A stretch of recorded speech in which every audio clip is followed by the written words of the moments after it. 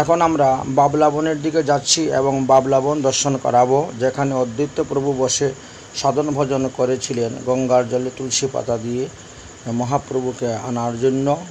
সেই স্থানটি দর্শন করাবো আপনাদেরকে। পরিক্রমা এখন অদ্বৈত প্রভুর বাবলা বনে এসে উপস্থিত হয়েছে। দেখতে পাচ্ছেন আপনারা বাবলা বনে বিশ্ব রোড, হাই রোড দেখা যাচ্ছে, যদিও আজকে চলাচল হচ্ছে। আর এই সমস্ত জঙ্গল আর জঙ্গল, বন আর বন। এই বনের মধ্যে বসে অদ্বৈত প্রভু ভজন করেছিলেন। এটাকে বাবলা বন নামে পরিচিত। এই কারণে আজকে অদ্বৈত সপ্তমীর ব্রত পালন করা হয় না। আসুন দর্শন করুন। আগামী কাল মঙ্গলবার ওইদিকে যাও। অদ্বৈত প্রভুর আবির্ভাব তিথি উপলক্ষে একাদশীর মতনই ব্রত পালন করা হবে। নাট মন্দির এবং বাবলা বনে বসে অদ্বৈত প্রভুর অভিষেক আদিও হবে। মহাপ্রভুকে আহ্বান করার জন্য, গোলকহিত ভগবানকে আহ্বান করার জন্য তপস্যা করেছিলেন। তাহার মহিমা তদ বিষয়ে আমরা এখানে আসো, এখানে এই মন্দিরটা আগে দেখো না, ঠিক আছে, পরে দেখতে হবে। আগে দর্শন করে নাও, তারপরে আমরা প্রেম ভক্তি চন্ডিকাতে দেখতে পেয়েছি নরোত্তম দাস ঠাকুর মহাশয় বলছেন, অদ্বৈত আচার্য বল গদাধর মুরকুল নরহরি বিলাস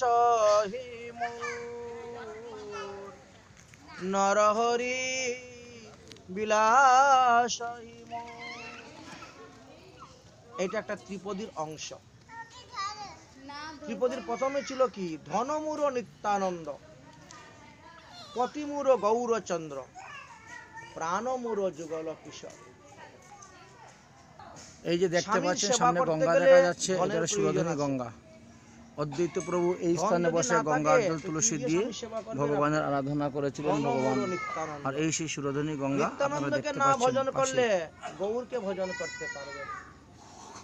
পতিমূর গৌরচন্দ্র, পতির সেবা করতে গেলে ধনের প্রয়োজন আছে, গৌর ভজন করতে গেলে প্রচন্ড কলা গাছ আছে বলে দেখা যাচ্ছে না সুরধনী গঙ্গাকে। এই দেখতে পাচ্ছেন আপনারা প্রাণমূর যুগল কিশোর। সেই স্বামীর দেহের মধ্যে যদি প্রাণ না থাকে, এই যে দেখা যাচ্ছে সুরধনী গঙ্গা, তাহলে সেই স্বামীর সেবা করে কি লাভ হবে? এই জন্য স্বামীর দেহের মধ্যে প্রাণ দেখা যাচ্ছে সুরধনী গঙ্গা, তার প্রাণ হলো যুগল কিশোর। তার পরের লাইনে বলছেন এই কথা যে অদ্বৈত আচার্য বল গদাধর নরহরি বিলাস। এখন দেহের মধ্যে শক্তি না থাকে, বল না থাকে, তো স্বামীর সেবাটা করবেন কেমন করে? পতি দেবতার, পতি পরমেশ্বরের সেবা করতে গেলে দেহের মধ্যে শক্তিরও তো প্রয়োজন আছে, বলেরও প্রয়োজন আছে। সেই শক্তি, সেই বল, মানে ভজন বল আপনাকে কে দিবে? অদ্বৈত আচার্য। সেই অদ্বৈত আচার্য প্রভুর আবির্ভাব তিথি এই মাঘী শুক্লা সপ্তমী।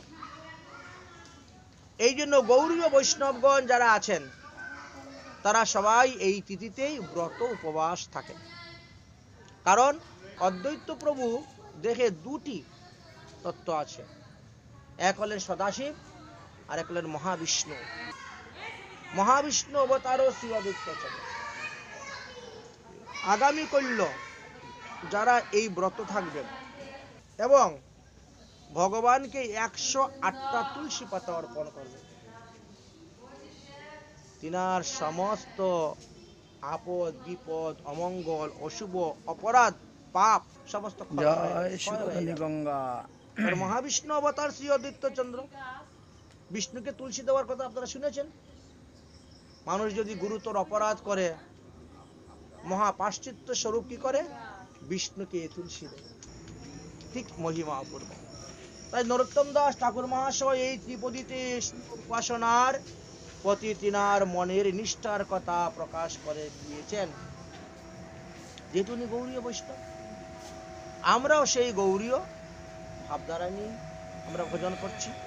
আমরা গৌড়ীয় ব্রহ্ম মাধ্যাচার্য গৌড়ীয় বৈষ্ণব সম্প্রদায়ের অন্তর্ভুক্ত।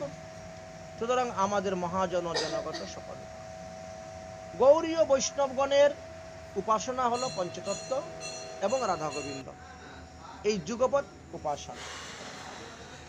পঞ্চতত্ত্বের আরাধনা ব্যতি রেখে পরম রহস্যময় শ্রী শ্রী রাধা মাধবের উপাসনার অধিকার লাভ করা যায় না। এই যুগে কিছু কিছু লোক আছে, এরা শুধু কৃষ্ণ মন্ত্রে দীক্ষা নিয়েছে, তারা পঞ্চতত্ত্বের মন্ত্রে দীক্ষা নেয় নাই। কিন্তু আমাদের গোস্বামীগণ অদ্বৈত বলছেন প্রভুর বংশধর। যেহেতু এই কলিযুগের যুগাবতার হলেন শ্রী গৌর সুন্দর, ভক্তরাজ কুলে তিনি এই 5টি অংশে বিভক্ত মহাত্মা হয়েছেন। বিজয় কৃষ্ণ গোস্বামী পঞ্চতত্ত্বাত্মকং প্রভু এই কৃষ্ণ স্থান ভক্ত হইতে শ্রী রূপ শ্রী অদ্বৈত স্বরূপকং প্রভু ভক্তাবতারং নামাঙ্কিত ভক্তামি নমামি গগনা ভক্ত শক্তিকং। পরম ও কমণ্ডল পাইয়া সুতরাং উহা এই শ্রী মন্দিরে পঞ্চতত্ত্বের উপাসনা বেদিতলে করতে হবে, পুতিয়া রাখিয়া তবেই রাধা তাহার গোবিন্দের স্মৃতিস্বরূপ উপাসনার অধিকার এই লাভ করতে মন্দির। পারবেন। তাই পঞ্চতত্ত্বের উপাসনাই হলো এই যুগের যুগমাধুরী আস্বাদনের একমাত্র উপায়।